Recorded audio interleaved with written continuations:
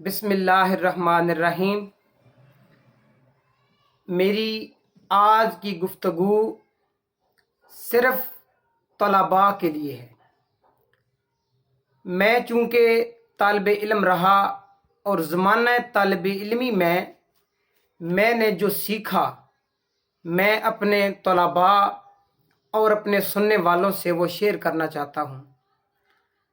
طالب علم کے لیے سب سے زیادہ قیمتی چیز اس کا وقت ہے، لہٰذا اپنے وقت کو ضائع نہیں کرنا۔ پیسہ ضائع ہوتا ہے وہ دوبارہ مل جاتا ہے۔ اگر کوئی دوست ضائع ہو گیا، آپ سے ناراض ہو گیا، تو آپ اسے دوبارہ راضی کر سکتے ہیں، لیکن اگر آپ کا وقت ضائع ہو گیا تو وہ وقت دوبارہ نہیں آ سکتا۔ لہٰذا آپ نے اپنا وقت ضائع نہیں کرنا۔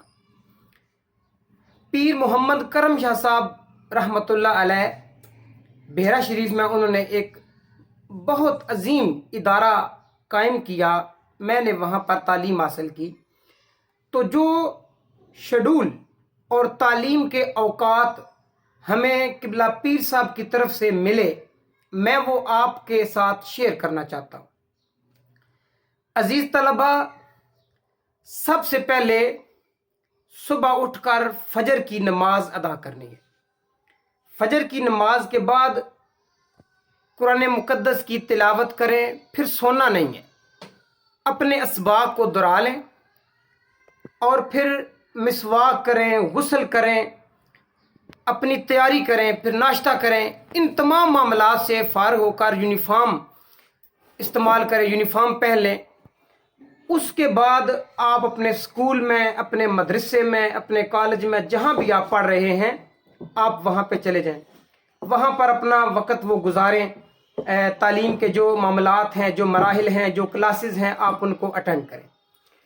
پھر جب چھٹی ہو گھر آئیں تو گھر آ کر کچھ ریسٹ کریں۔ اس کے بعد پھر نماز ظہر ادا کریں اور عصر تک کا جو وقت ہے اس میں آپ ضرور کچھ نہ کچھ پڑھیں۔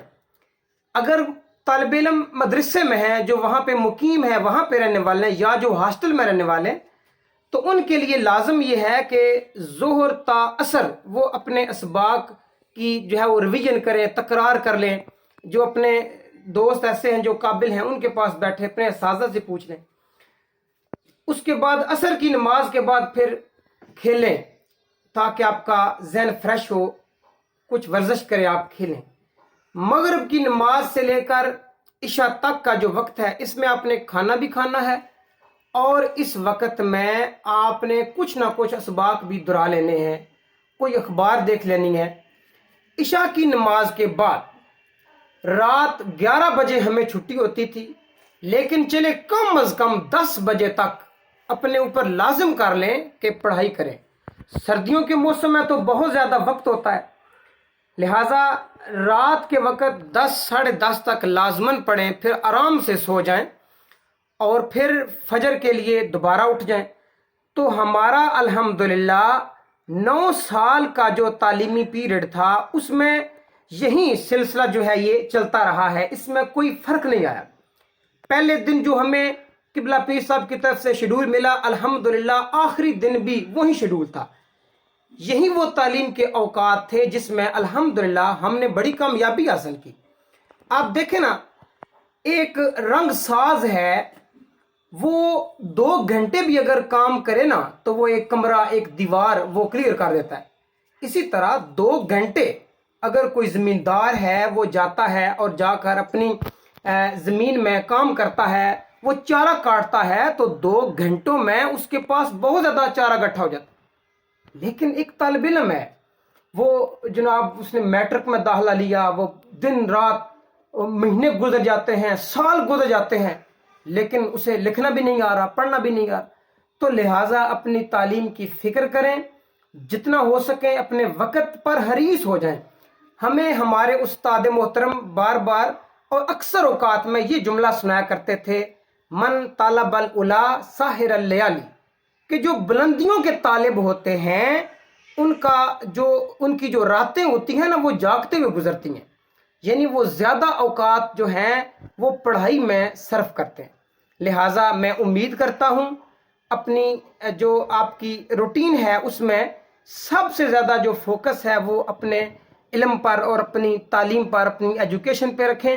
جب آپ کا وقت منظم ہوگا تو پھر آپ کو اندازہ ہوگا کہ مجھے علم حاصل ہو رہا ہے. لہٰذا میں امید کرتا ہوں کہ میرے سننے والے بالخصوص میرے جو طلباء ہیں وہ اس چیز کو سمجھیں گے. اللہ تعالیٰ آپ کو دین و دنیا میں کامیابیاں عطا فرمائے، اور اللہ رب العالمین آپ کو ہمیشہ کامیابی سے ہمکنار فرمائے. وما علینا الا البلاغ المبین.